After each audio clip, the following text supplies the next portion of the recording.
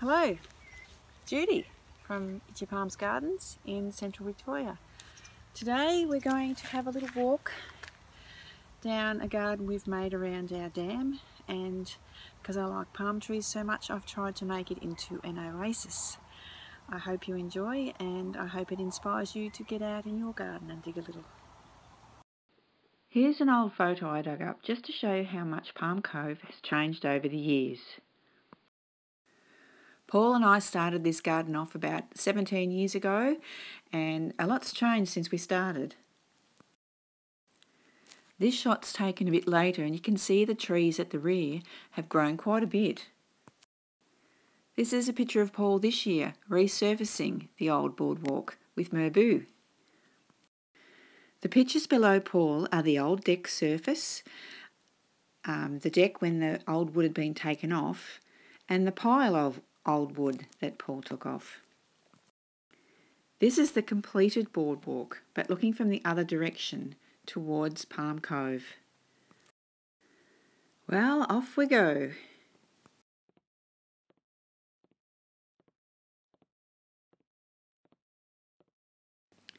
At the moment it's spring, and these are Watsonias flowering.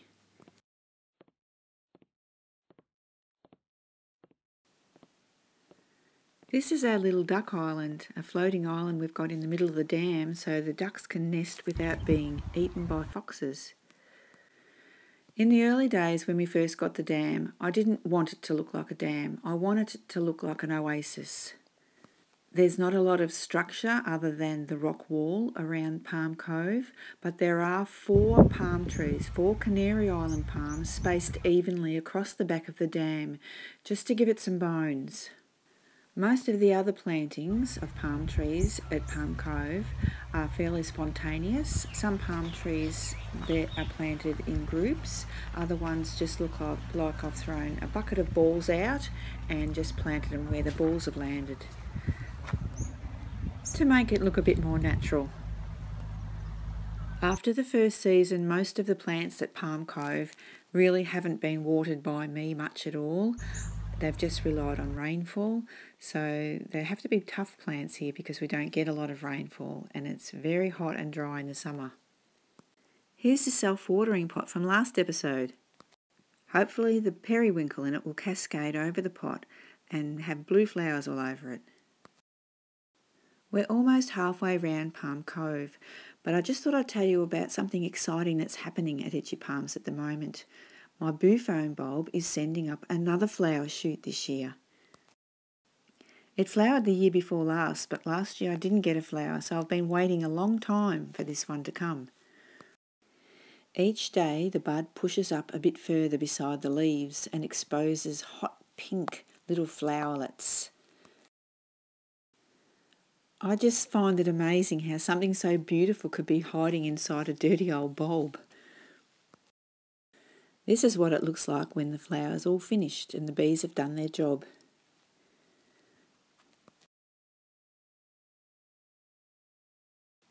Okay, back to Palm Cove.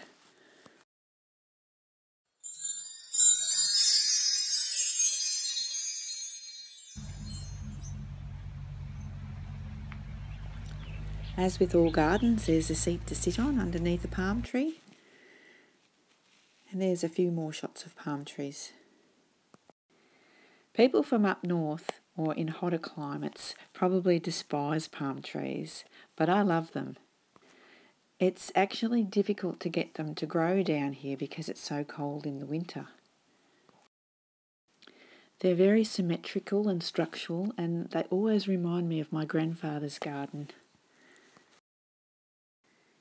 Here's a shot of our duck island that's anchored to the middle of the dam so it can't hit the edges, and the ducks are safe from the foxes.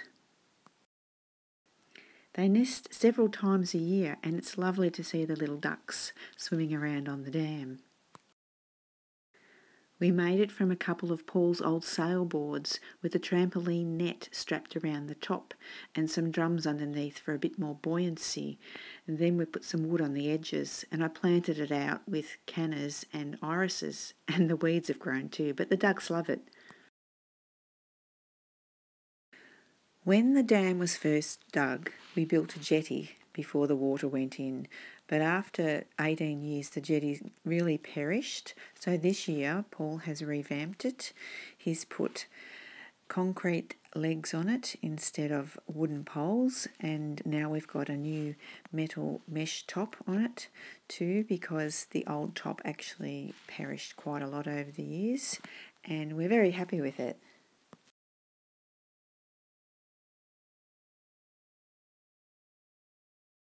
This is a recent shot taken at dusk, showing the beautiful rocks reflecting in the water on the dam wall.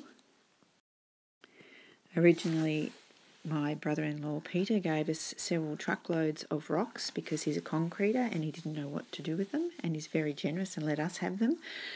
And we manually put those in with a crowbar over the course of a couple of weeks, Paul and I.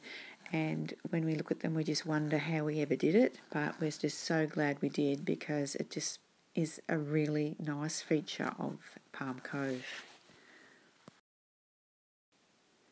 Hopefully, as time goes by, it will look better and better.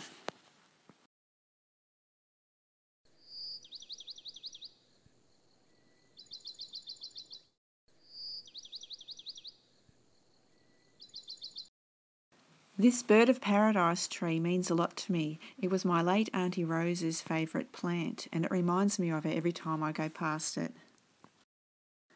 This dry-tolerant perennial poppy really puts on a show when it flowers. It was propagated by my friend Janine, and thank you, Janine, for another one of your beautiful plants. Don't get me wrong, gardening is a challenge here. For every plant that has survived and doesn't look too bad, I've probably planted 3. So I'm not sprouting off saying I'm a good gardener, I'm just tenacious. I must say, this spring we've had some good rain, so I'll shut up for a little while and let you hear our resident frogs.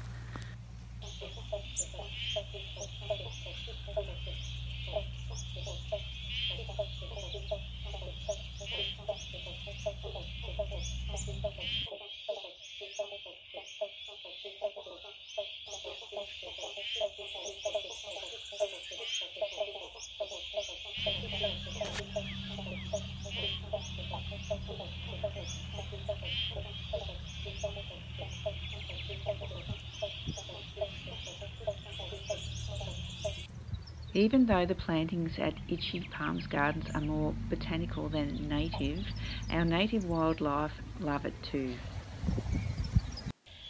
Now, when I'm not digging in the garden or planting or watering, I paint just to have a rest. You'll see my cup coming up. If you'd like a cup like this, follow the links below to go to Redbubble and purchase your own cup. Cuppa time's over. For me anyway. I have to get back out and do some digging with Lucille, my favourite shovel.